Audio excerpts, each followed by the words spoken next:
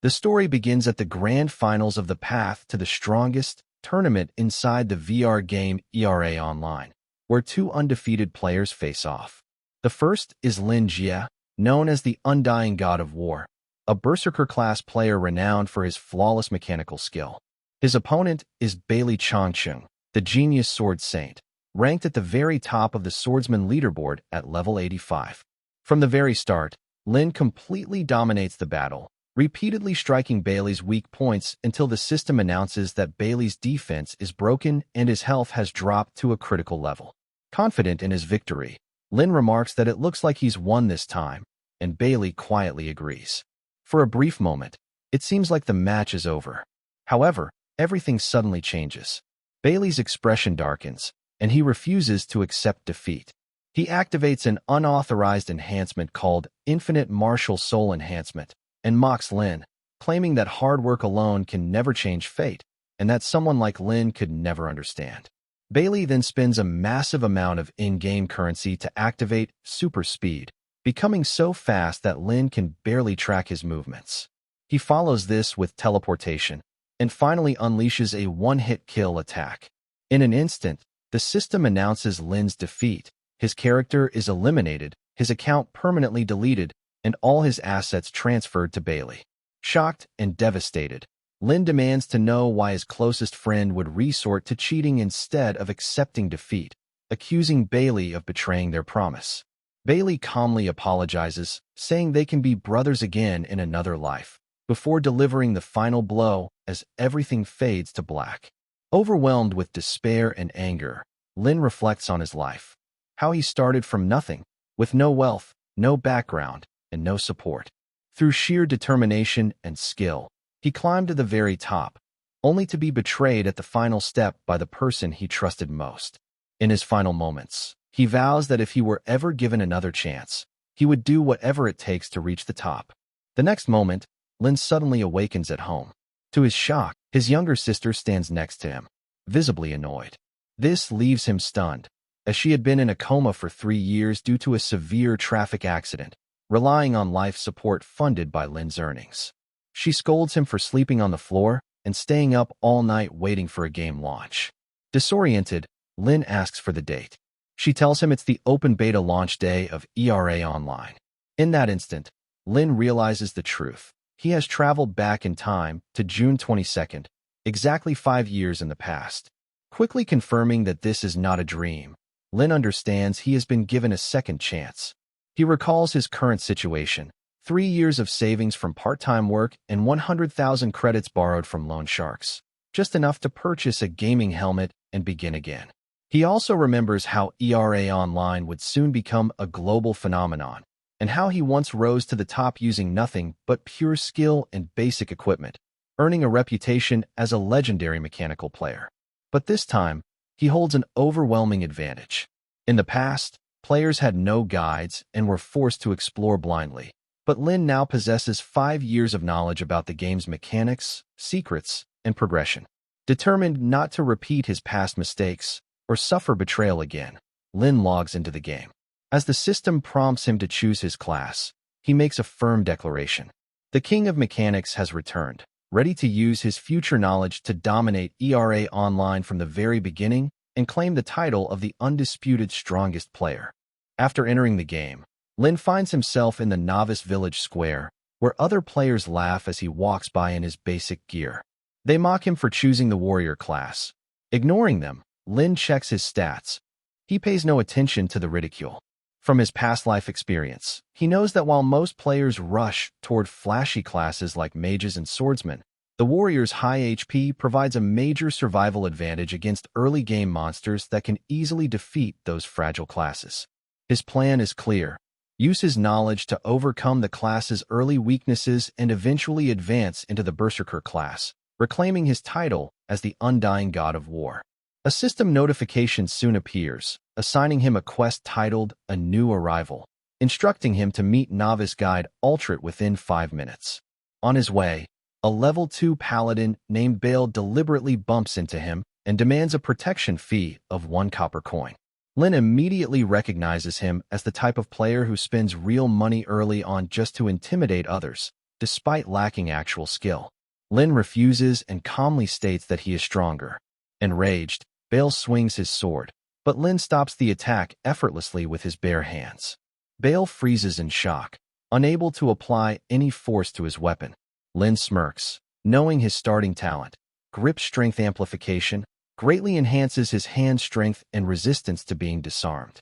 While most players consider this talent useless, Lin understands its true potential. If his strength surpasses his opponents, he can block basic attacks and even disarm them barehanded. Since Bale invested nothing into strength, Lin overpowers him with ease. He also recalls that this talent is key to unlocking the legendary Titan's grip ability later on, which allows a player to wield two massive two-handed swords simultaneously. The commotion soon draws the attention of two level 5 guards armed with halberds. Bale immediately pretends to be the victim, accusing Lin of attacking him first in a safe zone and demanding punishment. However, Lin had already anticipated this. The system enforces strict rules in safe zones, penalizing the aggressor while allowing the victim to retaliate without consequence. As expected, the system determines Bale initiated the conflict and forces him to pay Lin 1 copper coin as compensation. Lin accepts the reward, and Bale's companions quickly back off.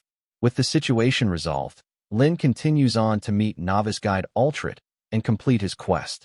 Altrit presents him with 3 standard reward options: 10 copper coins, 3 basic HP potions, or a basic iron sword. The surrounding players expect Lin to choose the coins to sell for real-world value, but instead, he surprises everyone by confidently requesting option 4. The crowd reacts with confusion, calling him irrational, and even Altrit appears puzzled, questioning where such an option came from. Drawing on a memory from 5 years in the future, Lin calmly recites a hidden password about the dark moon sinking into eternal night and reigniting the flame of the old gods. This triggers a hidden response. A memory surfaces of a future version of Altrit entrusting Lin with this exact password for a critical moment. The system immediately announces that a hidden quest condition has been fulfilled. Recognizing that only a trusted figure could know such a phrase, Altrit updates the reward interface, revealing a glowing, newly unlocked option 4, special return reward. Lin reflects on his past life, remembering how he stood just 1 step away from becoming the strongest before being defeated through unfair means.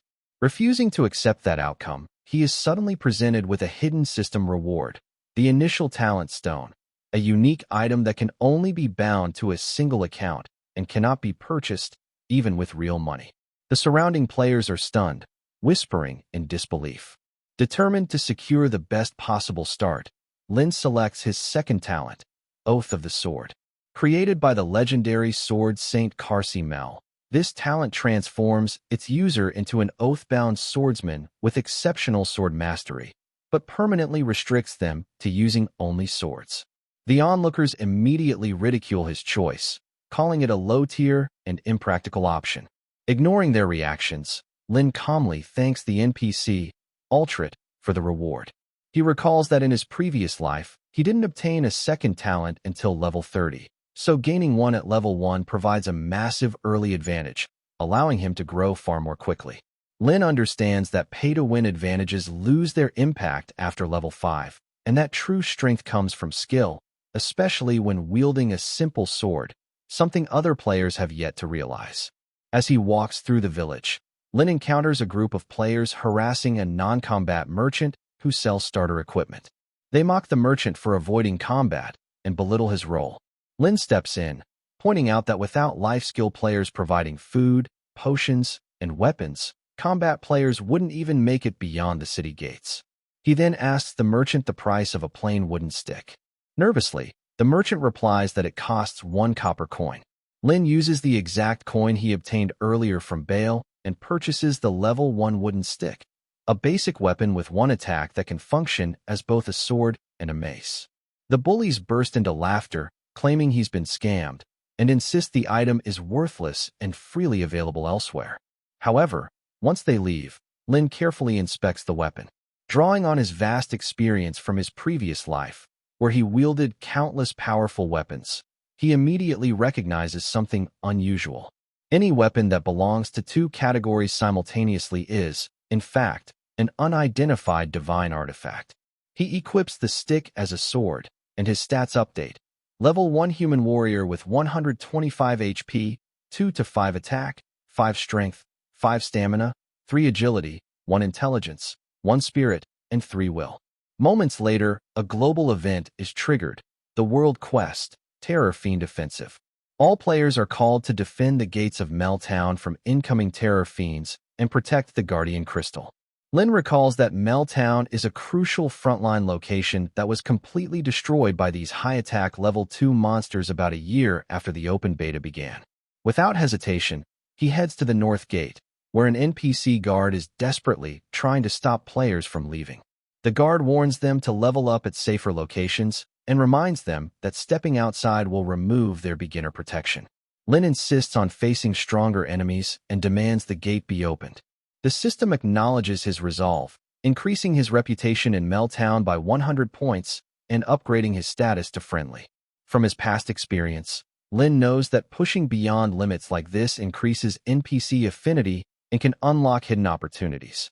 At that moment, Captain Lance approaches and assigns him a side quest titled The Captain's Request, asking him to recover the bodies of 3 soldiers trapped by the Terror Fiend leader, Griffin the Chanter.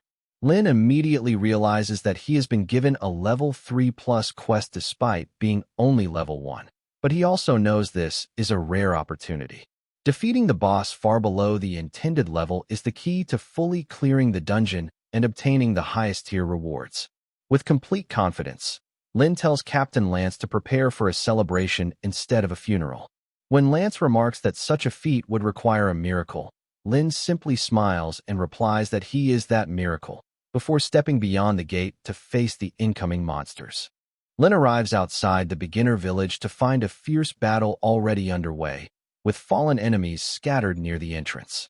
A nearby party loudly calls out for tanks and healers to join them.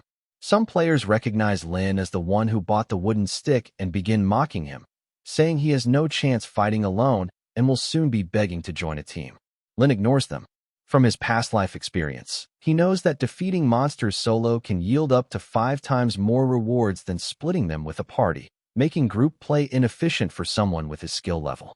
Not far away, a nervous player using the Retribution Flame talent, an ability that appears powerful but actually reduces strength and lowers durability, deliberately lures a level 2 demon toward Lin, hoping to put him in danger. Lin immediately sees through the setup but remains calm. He knows defeating such a monster won't level him up yet, but it serves as a good warm-up. Instead of retreating, Lin carefully observes the demon's attack pattern and executes a perfectly timed dodge, triggering a system recognition. Believing that true strength comes from facing danger head-on, he counterattacks and lands a critical hit. The system announces that the demon has entered an enraged state, increasing its attack power by 50%. As the demon prepares a powerful strike, a nearby player shouts a warning that charging in now would be too risky. Lin ignores it, dashes forward to disrupt the timing, and delivers another critical hit for 10 damage, stopping the attack completely. He finishes off the Dreadfiend warrior on his own, earning 100 EXP and 5 copper coins. The surrounding players are left speechless. They cannot understand how a level 1 player with such basic equipment managed to win, with many assuming it was simply a stroke of luck. A player named Reckford approaches Lin, suspecting he might be an experienced tester due to his skill. He invites Lin to join their party. Lin declines at first, but Reckford persists, explaining that their 4-person team plans to challenge the boss, Chanter Griffin, and needs one more member to complete the group. He offers an even profit split and emphasizes the need for someone capable. Lin immediately sees through the offer. From his prior knowledge, he knows they are simply looking for a warrior to draw the boss's attention, as their team lacks a proper frontline. Even so, Lin smirks and agrees, and the system confirms that he has joined the party. In reality, Lin has his own plan. He knows that entering the dungeon with a full 5-member party triggers the boss's complete combat mode, significantly increasing the chances of rare legacy equipment drops. Since Chanter Griffin will permanently disappear after this hidden quest is completed, this is a one-time opportunity to obtain valuable early-game rewards. Lin has no intention of sharing the loot. he fully plans to claim everything for himself. Lin stands at the entrance of Chanter Griffin's dungeon, where nearby players immediately begin mocking him for exhausting his strength before even entering. They point out how difficult it is to obtain potions in the early game, claiming it can take defeating 100 monsters just to earn 2 copper coins. Others add that obtaining green tier gear on the first day is nearly impossible unless someone spends real money on in-game purchases. Lin ignores the noise and calmly raises his wooden stick. A system notification suddenly appears, stating that the stick is seeking a host. The onlookers laugh again, insisting that players cannot use monster weapons since they are not standard drops, and that if such a method were possible, early game weapon prices would be completely unbalanced. Then, the stick begins to glow. The system prompts whether the wooden stick should fuse with a monster's equipment, followed by an announcement that the World Tree branch is merging with the weapon. In an instant, Lin obtains the Dread Demon's curved saber, which grants a bleed effect on critical hits, increases critical rate by 9%. Lin recalls seeing the World Tree branch in his previous life, where it was sold at an auction 3 years later for an enormous sum. He now understands its true nature. It is a divine artifact that functions as a universal sword hilt, capable of binding with objects to form weapons. This allows him to effectively claim upgraded gear directly from enemies, replacing his equipment at no cost, while others remain limited to basic items. His stats update accordingly. As the group approaches the level 5 boss, Chanter Griffin, the party leader, Rex, orders Lin to stay back. He explains that the boss is currently locked in a scripted sequence, where it defeats 3 NPC soldiers before entering a brief recovery state, with reduced aggression and damage. However, Lin does not follow the plan. Instead, he redirects the NPC soldiers by informing them their captain is calling them back, causing them to retreat immediately. The party reacts with frustration as their strategy begins to fall apart. Ignoring Rex entirely, Lin declares that his fighting style is to strike first and charges straight at the boss. The party members call him reckless, assuming he has drawn all of the boss's attention onto himself. Seeing an opportunity, Rex removes Lin from the party, triggering a system notification confirming his removal. Their plan is simple: let Lin fall, then claim the rewards during the boss's weakened state without sharing. But Lin anticipated this outcome. With a confident smirk, he faces Chanter Griffin alone. The boss swings its massive hammer with such force that it creates a powerful shockwave through the air. Lin charges forward without hesitation and activates his Oath of the Sword talent, significantly increasing his attack power while wielding a sword. The clash is intense, and soon the system announces that Griffin has entered Phase 2. Watching from a distance, the party members are convinced Lin will be defeated, as a level 1 player should not be able to withstand such an attack. However, Lin reflects on his past life, where class value was determined by popularity. Wealthy players could afford high-tier classes, while he was forced to rely on the basic warrior class just to progress. From that experience, he learned that true strength comes from surviving the most dangerous situations and growing through them. Activating his grip enhancement, Lin holds his weapon sideways like a shield and executes a perfectly timed block against the devastating strike. In that moment, he makes a firm resolve: he will not waste this second chance. With unwavering determination, Lin charges forward once more, declaring that he will overcome any obstacle in his path as he continues his battle against the boss. Lin successfully defeats the level 5 boss, Griffin the Chanter, and the system immediately confirms the kill. Exhausted, he drops to one knee, having endured multiple heavy attacks with low-level stats. But thanks to the warrior class's natural HP advantage, he survives with only a sliver of health remaining. A flood of system notifications appears. Because he defeated a boss far above his level, Lin receives a 500% EXP bonus, gaining 2,350 EXP and instantly leveling up to level 2. His stats update. The system then announces that Lin is the first player in the Divine Realm to defeat Griffin the Chanter, rewarding him with 200 Meltown reputation and elevating his status to revered. He also unlocks a rare achievement titled For Whom the Bell Tolls. A global announcement follows, declaring that Griffin and his Terror Fiend forces have permanently disappeared from ERA Online, restoring peace to Meltown. Watching from a distance, Rex and his party are left in complete shock. They cannot believe the boss was defeated before its second phase even concluded and assume Lin must have exploited a game mechanic. Acting quickly, Rex orders his team to rush in and collect the loot, believing they are still entitled to a share since they initially entered together. However, when one of them attempts to pick up the drops, the system blocks the action, stating they do not have permission to loot. In that moment, Rex realizes his mistake. By removing Lin from the party earlier in an attempt to keep the rewards, he unintentionally made Lin the sole owner of all the loot.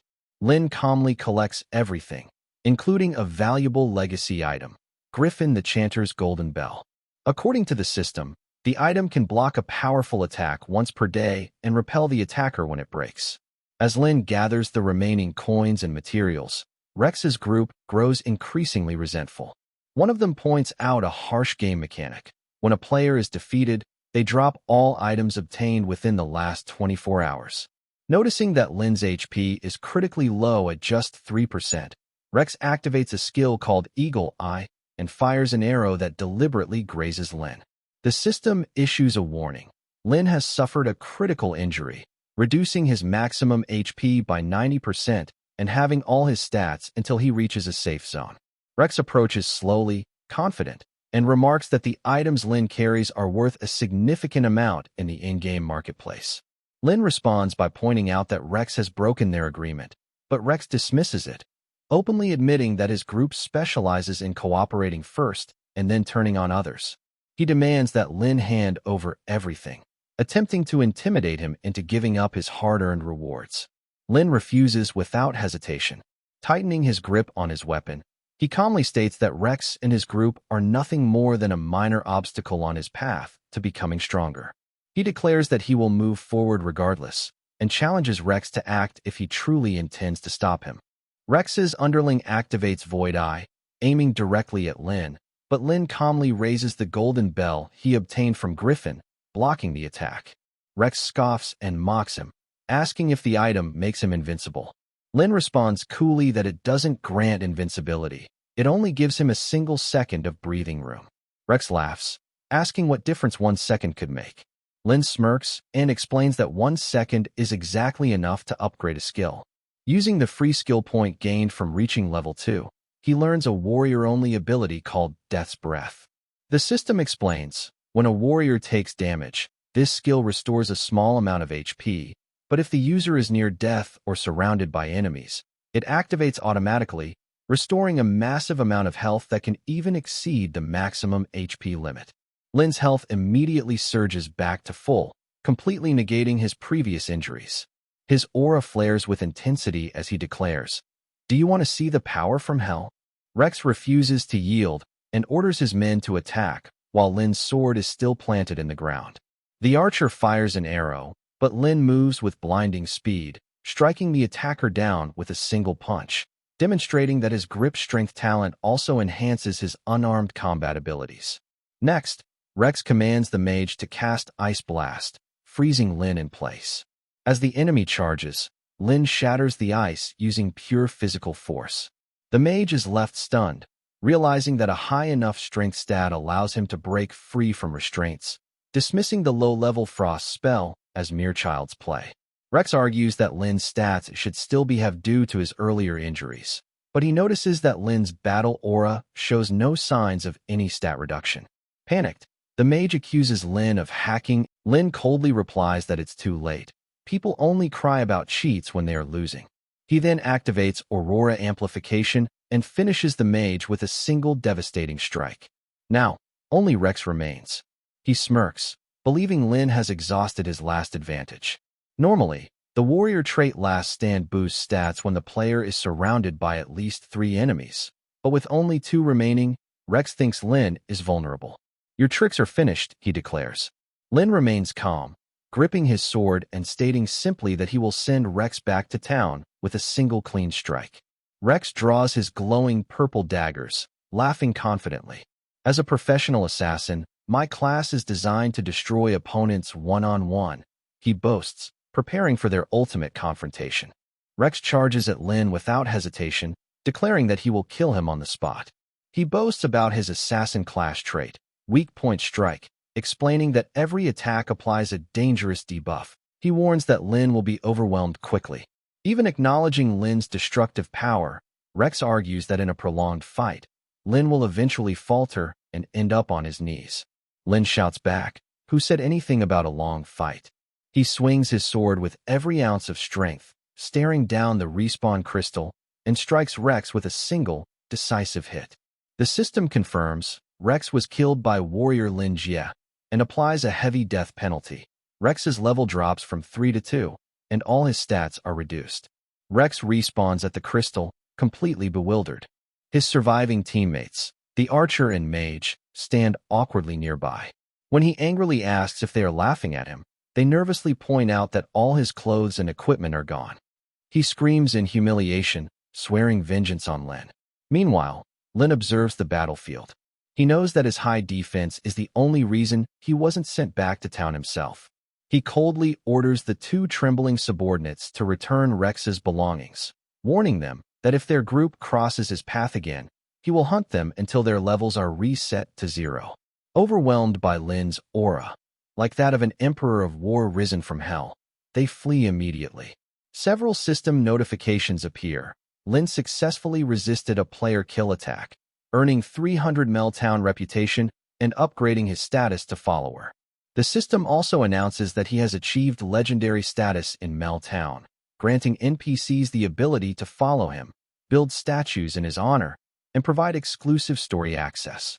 Returning to Meltown to restock, Lin is greeted with awe. The NPC guards bow deeply, calling him the miraculous Lord Blade of Dawn, and ask him to accept the highest honors of the city. The system congratulates him for unlocking the legacy title Blade of Dawn. Watching players are stunned, whispering about whether this is some kind of platinum VIP unlock, but they quickly realize that no one would spend real money on a warrior class.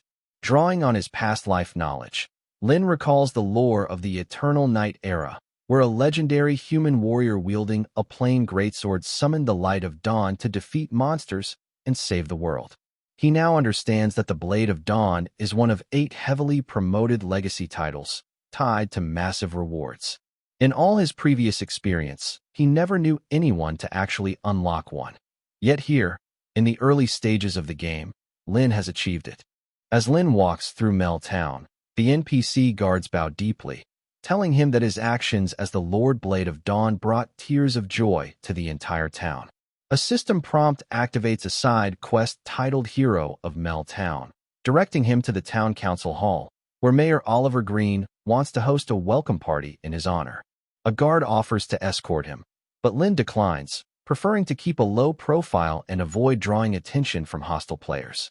Meanwhile, Rex lurks in a nearby alley, watching Lin with burning anger and plotting to strike him when he's alone.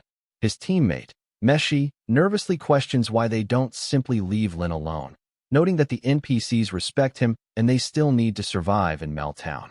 Rex snaps, insisting that even notoriety counts as fame, and that killing Lin will earn them respect among other villain players. A town guard soon approaches and warns Rex that fighting is strictly forbidden during the town celebration. Rex remains silent, but silently vows revenge. Inside the town council hall, Mayor Oliver Green greets Lin warmly, thanking him for defeating Chanter Griffin and saving countless lives. Lin recalls his past life, remembering the mayor as a weary, overworked NPC who had spent years grinding against monsters. In this new life, however, the mayor looks healthier and much happier. To show his gratitude, the mayor offers to build a solid gold statue of Lin in the town square. Lin politely declines and instead requests that the funds be used to reduce taxes for new players and hire additional guards. The mayor is astonished but agrees immediately. A system announcement goes out to the entire town. Trading taxes in Meltown are permanently cut in half to honor the great hero. Players in the streets cheer in excitement, praising the decision and celebrating more affordable potions and items. Back inside, the mayor gifts Lin a brass key and a land deed for a quiet 2-story house near the Windmill Fields. The system congratulates him for acquiring the Windmill View residence, marking the very first player-owned house in the game. Lin is thrilled, knowing from his past life how rare and difficult land is to secure, Even major guilds struggle to hold property. Having a permanent private house this early gives him a major advantage for safely storing items and training. Additionally, new system features unlock, town teleportation, quick weapon repair, a remote auction house, and a permanent 15% discount on all purchases, further cementing Lin's early game dominance. Lin heads to the market to buy supplies, taking advantage of the 15% discount granted by Mayor Green. Suddenly, a thief passes an agility check and uses the pickpocket skill, snatching 100 copper coins from him. Not willing to let this happen in broad daylight, Lin chases the thief into a dead-end alley. The thief reveals herself as a level 6 elite rogue named Karen of the Dark Street. Lin recalls from his past life that Karen was just a minor black market NPC who had mugged him a few times. She explains that someone put a bounty on his life, and, as an NPC who takes paid jobs, she has no choice but to try and kill him. Lin immediately suspects that the client is Rex. Karen orders her rogue teammates to attack, but Lin quickly dispatches them all with ease. Seeing his overwhelming strength, Karen decides the job isn't worth the medical bills for her team and calls off the fight. She even offers Lin a truce, suggesting he visit the Dark Street for a drink sometime. However, Lin stops her from leaving and demands his stolen coins back. Insulted, Karen reverses her decision and prepares to kill him after all. Lin refuses to back down. Those coins were hard-earned, and he isn't leaving without them. The two clash, and Karen lands a powerful strike that completely shatters Lin's wooden stick, triggering a weapon destruction notification. Lin is momentarily caught off guard. He notices that Karen is acting very differently from his memories of the past, far more dramatic, strangely flirtatious, and unpredictable, and he cannot figure out what caused this change. Lin refuses to let Karen leave and tells her bluntly that he will fight her with his bare hands if necessary to reclaim his money. Amused by his confidence, Karen goes a few rounds with him but quickly realizes that he is genuinely strong. Deciding that fighting over a small coin pouch is a waste of her time, she calls off her team and tosses the pouch back to Lin before exiting the alley. Lin catches the pouch and immediately notices it feels heavier than before. Opening it, he is shocked to find a glowing prosthetic eye inside along with a short note. The message is from Karen, whose real name is Xiao Yin, explaining that the item is a welcome gift and expressing her hope to work with him in the future. Lin identifies the artifact as the Eye of True Sight, a powerful legacy item that allows the user to see through illusions and uncover hidden objects.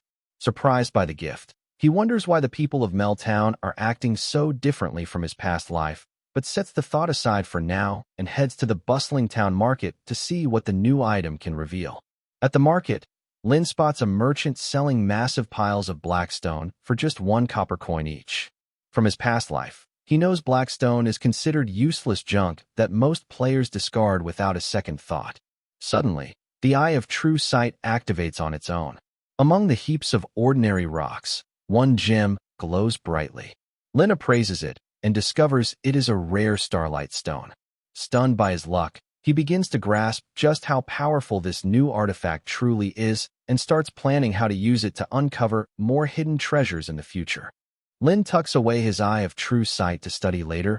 The merchant happily sells him one, secretly chuckling to himself.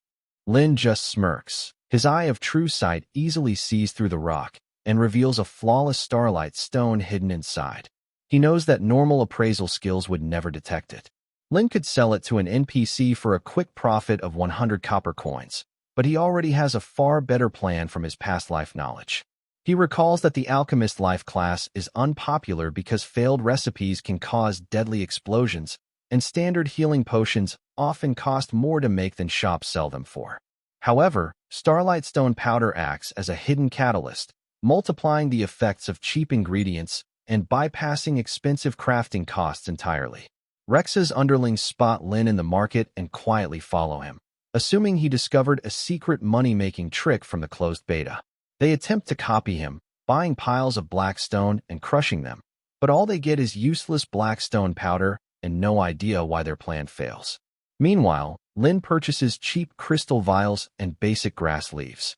He heads to the town fountain, using its premium water as a high-level crafting location. Crushing the starlight stone into powder and mixing it with the grass leaf essence and fountain water, he successfully creates a perfect medium healing potion. The quality matches that of official shops perfectly. With precise mechanics and his past life knowledge, Lin quickly mass-produces 100 potions. The system announces that his alchemy mastery has advanced to apprentice rank. He lists the potions for sale at 1 copper cheaper than the NPC shops, and the crowd goes wild. His entire stock sells out in just 1 hour, turning his starting 100 copper into 1,000. Meanwhile, the players who tried to copy him mixed their useless black stone powder with grass and regular water. The system warns them that the result is toxic, but one careless player ignores the warning and drinks it anyway. He collapses immediately, and the system announces that his character has been defeated by the failed mixture. The shocked crowd assumes he fell victim to the risks of alchemy. Lin casually ignores the chaos, satisfied with his success, and decides to log off to plan how to make the most of his new wealth. Lin logs off ERA Online and completes a real-world currency exchange. At the early game rate of 1 copper coin to 10,000 yuan, he cashes out part of his new wealth. A bank notification pops up, confirming that exactly 1 million yuan has been deposited into his account. For the first time, Lin feels a sense of relief. He finally has money. But the peace doesn't last. Shouting erupts from the living room. A blonde loan shark and his thugs have barged into the apartment, demanding that Lin's mother and sister pay their monthly debt early. When his mother points out that the payment isn't due until the end of the month, the thugs grab his sister, and the situation is about to turn dire. Lin calmly steps into the room, holding his phone, and asks if 1 million yuan is enough to settle everything. He transfers the money directly to the loan shark's account. The man laughs, mocking him for pretending to be rich. But when he checks his phone and sees the official bank notification confirming the full balance, he goes completely silent. Shocked and humiliated, he demands to know how a lazy gamer could amass such wealth. Lin replies simply, "I'm a gamer. Making money through games is natural for me." The loan shark, furious that someone he looked down on profited while he lost big, declares that the million yuan won't count toward the debt and tries to take it by force. But Lin moves with the deadly instincts he honed as the undying god of war. He dodges instantly, twists the loan shark's arm. The thugs feel an overwhelming pressure radiating from Lin, like a demon freshly emerged from hell, and freeze completely. The loan shark screams in pain and quickly begs for mercy, agreeing that the debt is fully paid and swearing never to return. Lin kicks them all out, and his sister shouts after them not to come back. Once the danger passes, she turns to Lin, her eyes filled with suspicion. She demands to know how a secret millionaire suddenly appeared in their house. Lin breaks into a nervous sweat, trying to figure out how to explain himself without alarming his family. Lin looks at his sister, completely overwhelmed. He can hardly believe he's been reborn and sees her alive and healthy, standing right in front of him. Memories of his past life flood back, their father's death, his sister's critical illness, and the crushing debt that buried their family. With no way to earn a normal living, he had turned to the newly launched ERA Online to survive. He started as a weak level 3 warrior, hired by wealthy players as disposable cannon fodder, earning only 2 copper coins per battle. Every fight was a near-death experience, but that desperate struggle to survive honed his combat skills into something extraordinary. Lin endured and even soloed the bosses himself. By the time he reached level 25, a new dream had taken shape, to become the strongest player purely through skill. During that journey, he met Bailey Changcheng, and the two swore to climb to the absolute peak together before challenging each other to see who was truly the best. Lin eventually became a level 63 berserker, feared as the undying god of war. He broke into the top 10 rankings, nearly all dominated by pay-to-win players, and finally earned enough to ease his family's financial burden. But the memories soon turned dark. Before the finals of a major tournament, a manager pulled him aside and ordered him to throw the match against Bailey, explaining that the game was controlled by wealthy backers who had already chosen Bailey as the star. Lin refused, desperate for the 100 million yuan prize to save his sister, trusting that Bailey would honor their promise. Then his mother called, crying, saying the life support equipment at the hospital had suddenly stopped. Lin immediately understood. Powerful people were threatening his family to force him to comply. In that moment, He felt the crushing weight of being a commoner with no backup and no second chances. Back in the present, his sister notices his eyes are wet and asks if he is crying. Lin quickly wipes his face and smiles, telling her he's just so happy he feels like laughing. When she asks if he really made $1,000,000 from the game, he smoothly invents a story about opening a mystery box and selling a rare item for a huge price. Excited, his sister immediately wants to try the gaming helmet herself, but Lin firmly reminds her that minors are not allowed to play. As he watches her, he quietly reflects on why different people play ERA online: for glory, for dreams, or to escape their problems. For Lin, the reason has always been simple. Born at the very bottom with nothing, his only goal is to become the strongest, survive at all costs, and protect the people he loves. Lin walks into an officially licensed ERA online shop in the real world, aiming to buy a top-tier gaming helmet, the Supreme Lightning, priced at a full 1,000,000 yuan. Memories of his past life flood back. He could never afford gear like this until late in the game, while his rival Bailey had top-tier equipment from the very start. The shopkeeper sizes him up and bluntly tells him that even hauling bricks for 10 years wouldn't cover it. Just then, Rex storms into the store with his goons, intending to buy the same Supreme Lightning. He immediately recognizes Lin as the player who humiliated him in-game and cost his group valuable levels. Realizing they're in the real world where Lin's in-game stats mean nothing, Rex orders his men to attack, desperate to reclaim his pride. But Lin's past life experience gives him a massive advantage. 5 years of brutal, life-or-death combat sharpened his reflexes and muscle memory to superhuman levels. Every punch and strike feels slow motion to him. He dodges effortlessly and defeats him with a single punch. Terrified, Rex's underlings flee, leaving Rex to face Lin alone. Lin ignores the chaos, taps his card to pay the full 1,000,000 yuan, and walks out of the store with the Supreme Lightning. Outside, he is approached by Hawk, the Retribution Knight from the game. Bowing deeply, Hawk begs Lin to take him as a disciple. He admits he had chosen his flashy class talent to hide his fear of responsibility and real combat, but seeing Lin fight like a warrior reborn from hell inspired him to stop hiding and become genuinely strong. Lin considers it carefully.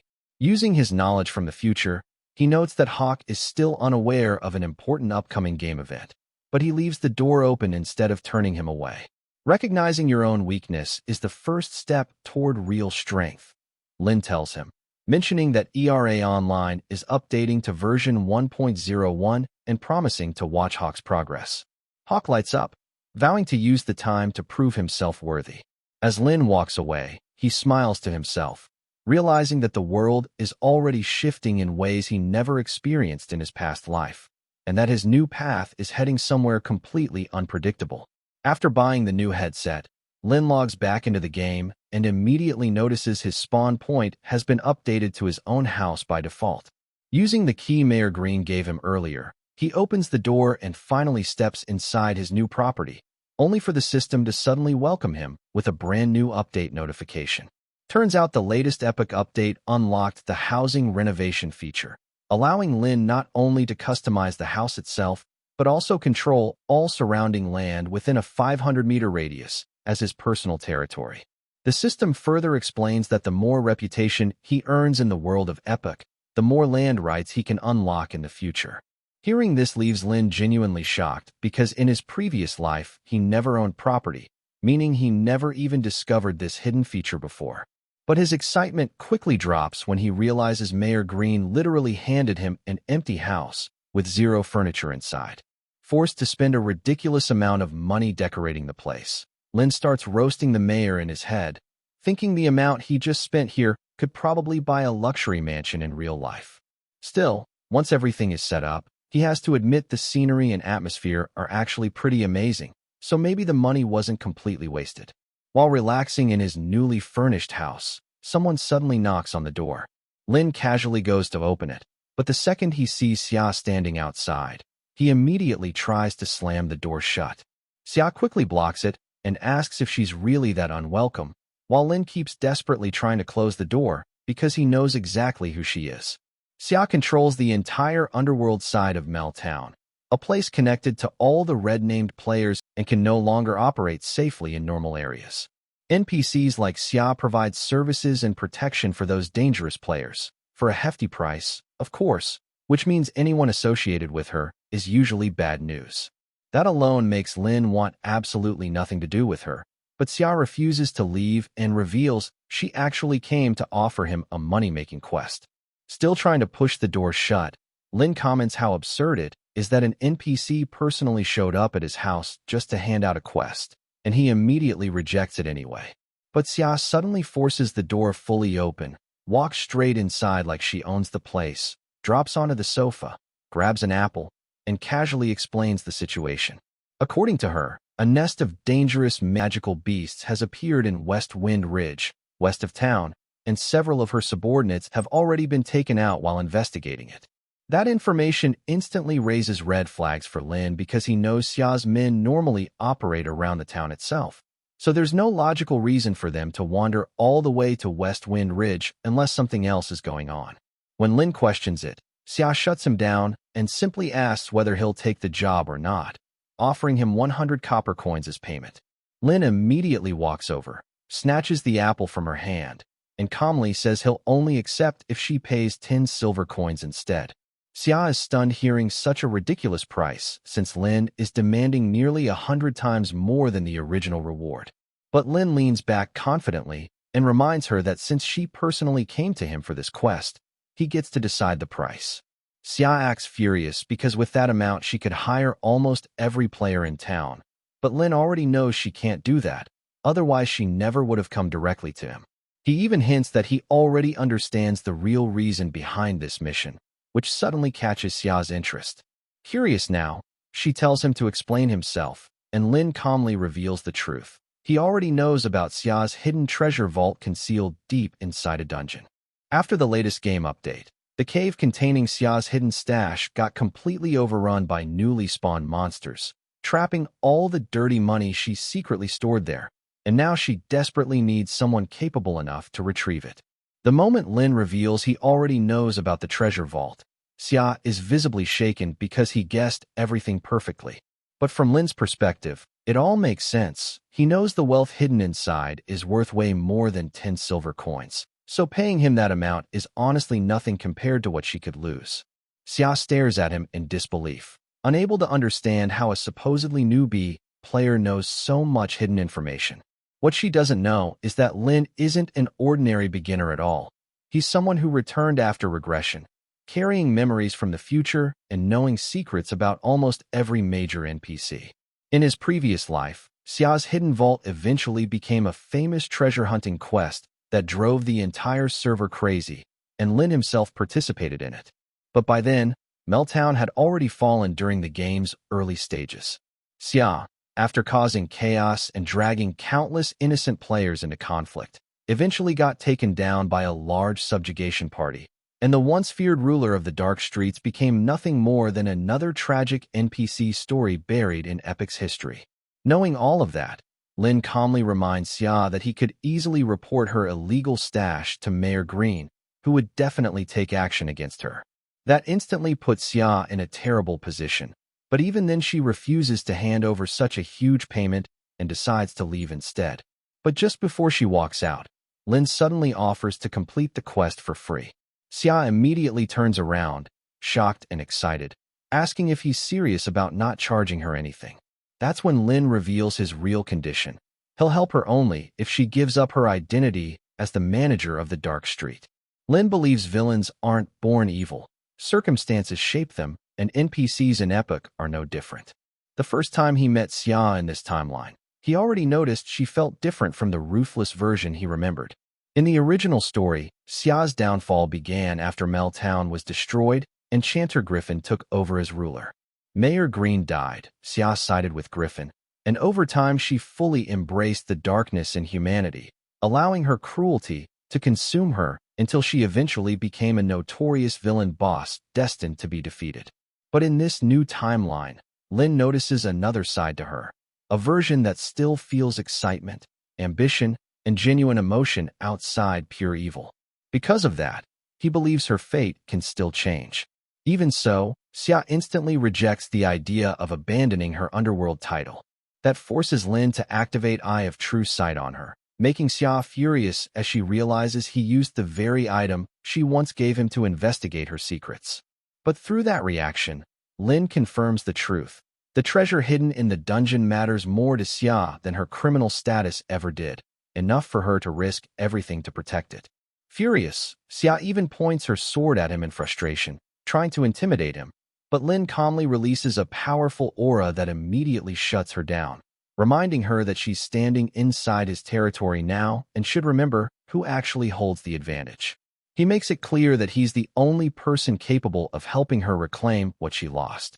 After thinking it through, Xia finally accepts his condition and agrees to abandon the underworld business, realizing the fortune hidden inside the dungeon is enough for her to build a legitimate life and start over properly outside the shadows. After officially accepting Xia's quest, Lin sets out toward the marked location with a massive greatsword strapped to his back, still wondering how he somehow agreed to do such a dangerous mission without any reward. Flashing back a little, right after the system confirmed the quest acceptance, Xia marked the dungeon entrance on his map, and Lin immediately asked her for a weapon. Xia misunderstood him instantly, thinking he was backing out and demanding payment after claiming he'd do it for free, but Lin quickly corrected her, reminding her that she had already promised compensation in the form of equipment. Xia then admits she only owns blades and pulls out a weapon called Night Wandering Ghost. The blade is massive, and Lin casually decides that if it's long enough, sharp enough, and can be wielded with two hands, then it counts as a sword in his book. With that, he takes the heavy weapon and starts carving his way through monsters on the road toward the dungeon. After dealing with several enemies, Lin comments that the trip is actually going smoothly thanks to Xia marking the entrance beforehand. Otherwise, finding the place alone would have taken more than a day. But just as he relaxes a little, he suddenly hears a powerful creature approaching and instantly assumes it must be the mysterious demonic beast guarding the area. Instead, a level 1 wild boar appears, making Lin smirk as he prepares to bully what he thinks is easy EXP. But before he can even move, a massive level 8 black dragon zodiac crashes down in front of him, completely shaking the area. Lin is only level 2, so seeing a boss this absurdly overleveled instantly puts him on edge. The dragon arrogantly complains about Lin daring to challenge him, while Lin immediately contacts Xia and sounds shocked that he already encountered the dragon. Completely panicking now, Lin starts roasting Xia for basically sending him on an impossible mission because a boss of this rank normally requires at least a 5-man party to handle properly. But Xia calmly explains that this boss scales with the number of players fighting it, meaning bringing more people would only make the situation worse. She then confidently hypes Lin up, saying his combat mechanics are far beyond the level 4 and 5 trash players she's seen before. Lin argues back that skill alone can't casually overcome a 6-level difference, especially this early in the game. The Black Dragon Zodiac then steps forward and gives Lin two choices: either get taken out by the dragon or kneel and become his servant.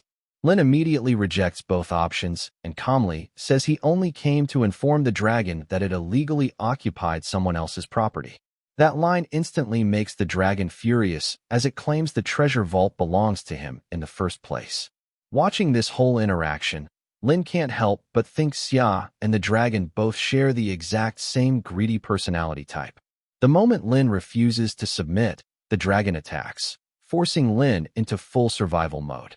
While dodging non-stop, Lin remembers fighting a younger black dragon in his previous life, but back then he had an 8-man party and was already level 3. In Epic, the difference between level 2 and level 3 stats is almost double, and even though Lin still has all his future knowledge and mechanics, his current body simply can't keep up yet. That's why he focuses entirely on dodging instead of trading blows, silently realizing Xia played him again.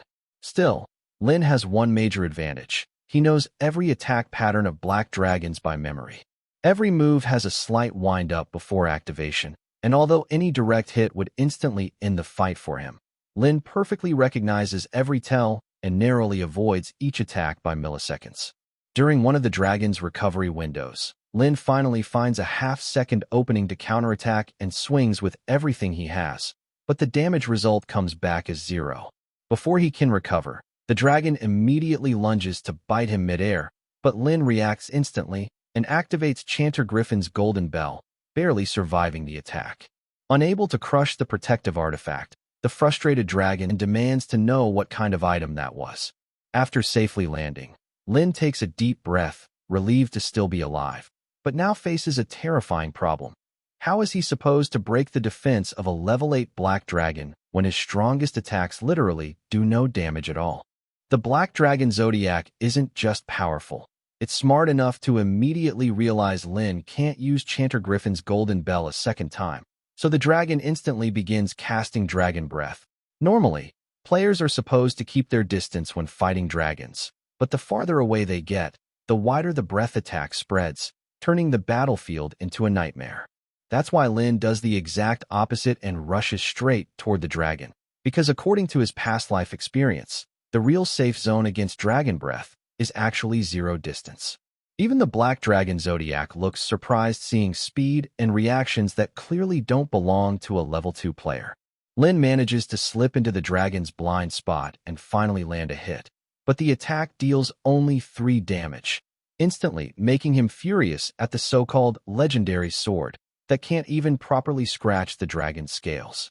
Right then, Xia suddenly reconnects with him and casually reveals the important information she somehow forgot to mention earlier. The sword is apparently shy around strangers.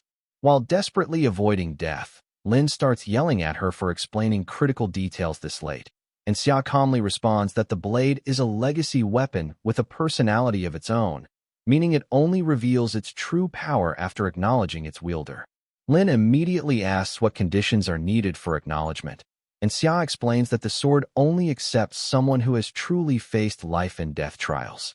Ironically, that requirement fits Lin perfectly because after everything he experienced before regression, surviving desperate battles is practically second nature to him. The dragon prepares another devastating breath sweep, but Lin dodges again and instantly spots a tiny opening near the dragon's neck, barely 3 inches wide. Just as he moves in to strike, the dragon senses his intent and suddenly takes flight, easily avoiding the attack while mocking him from above.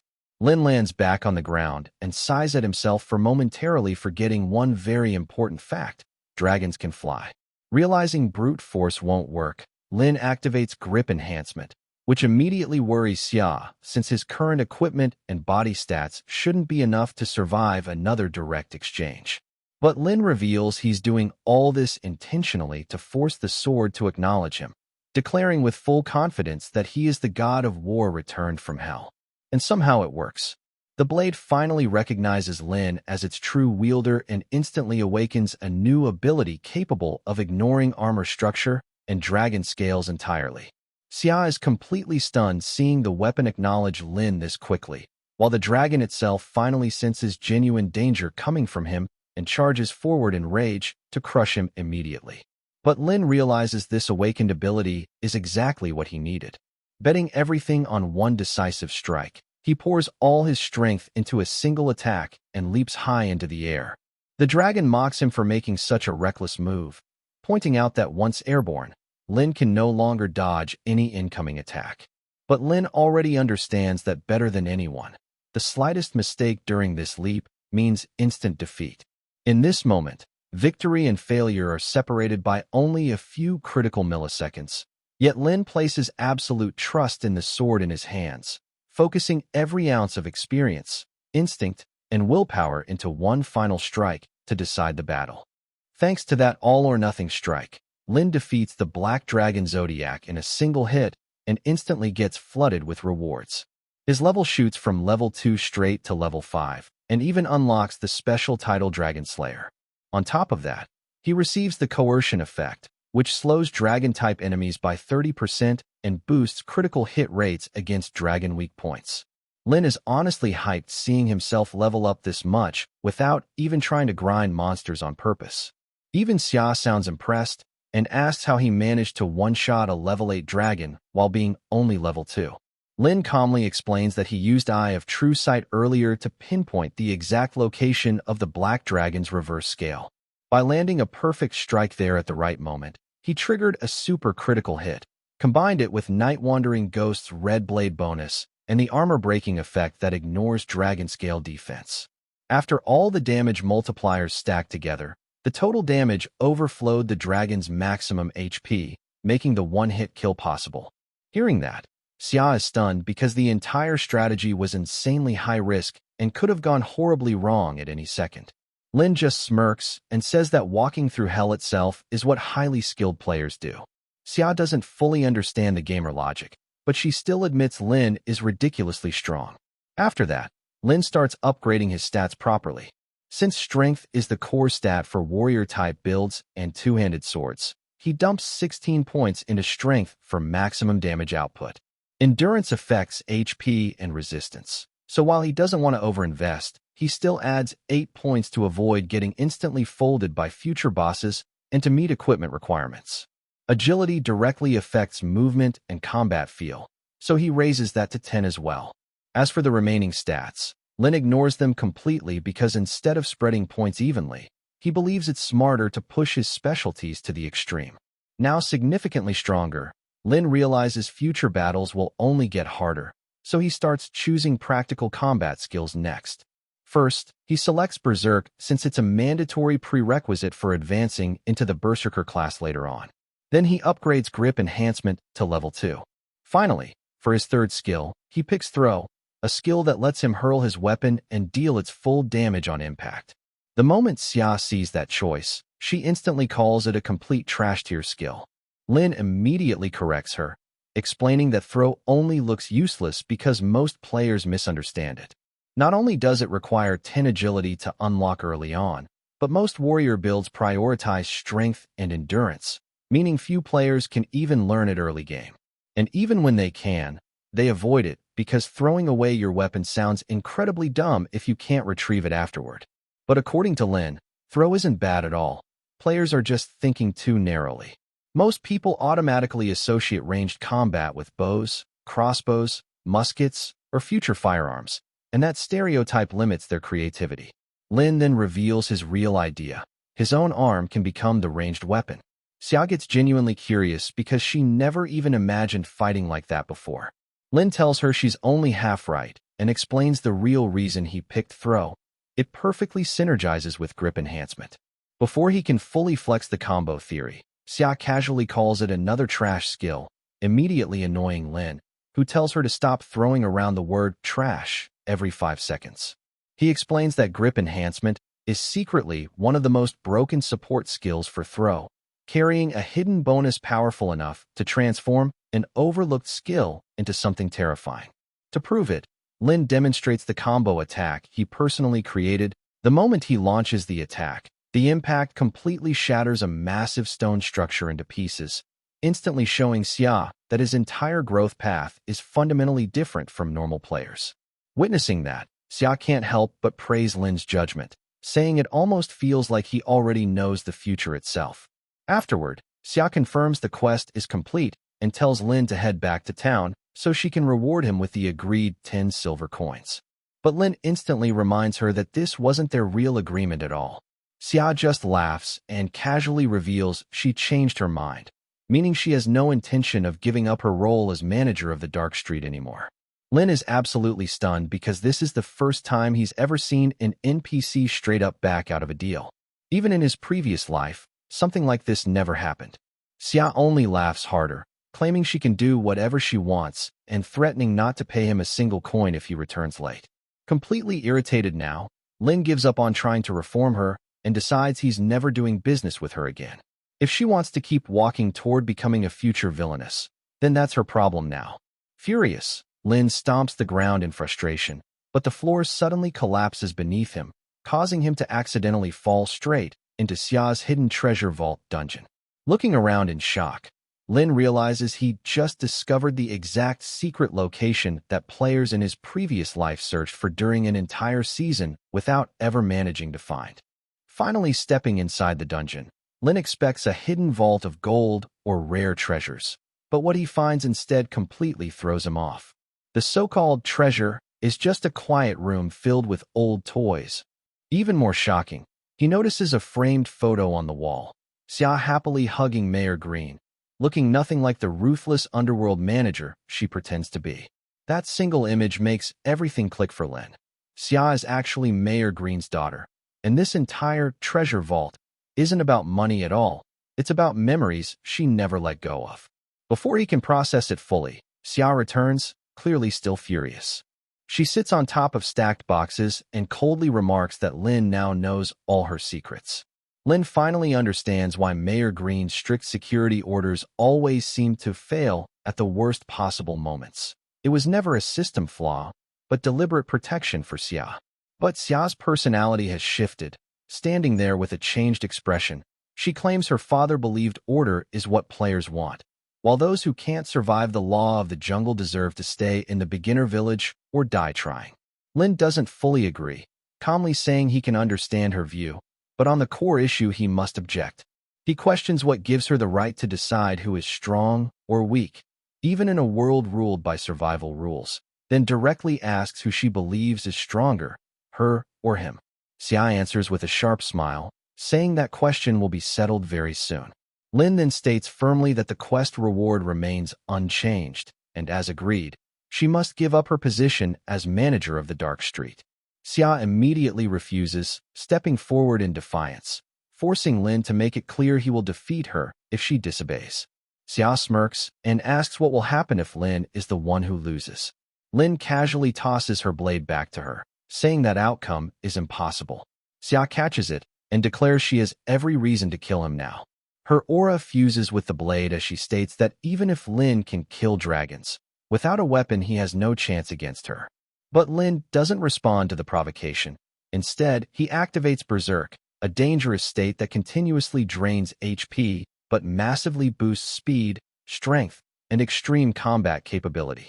Xia immediately charges, mocking him and claiming his techniques won't even last 3 seconds against her. The two clash, and Lin meets her blade barehanded, exchanging blows at terrifying speed while Xia still believes she has the upper hand. Then in a sudden reversal, Lin uses parry technique directly against her own weapon, sending Xia flying straight into the stacked boxes as she crashes to the ground in shock, realizing the blade itself has acknowledged him. Holding the weapon, Lin calmly tells her that only those strong enough have the right to set the rules, and he intends to reach the peak of this world to rewrite those so-called rules entirely. Xia refuses to accept defeat and struggles back up, pulling out another blade even while barely standing. Lin acknowledges her determination, even compliments her aura, but makes it clear, no matter how strong her will is, she still won't be able to beat him now. Xia coldly tells Lin to stop trying to control the rules of the Dark Street, claiming that nothing can stand against absolute power in this world. But while the clash continues, Lin fires back with something she didn't expect. He says most players don't see NPC lives as real, but to him, every single one of them is real. That logic shocks Xia for a moment, but Lin doesn't stop there, firmly stating that he will never accept her so-called law of the jungle worldview. The scene then shifts into Lin's past, where he once joined a party quest to rescue a kidnapped elf girl from a goblin raid. After clearing the mission and defeating the goblins, only the terrified elf remains, trembling and crying as the players debate what to do next.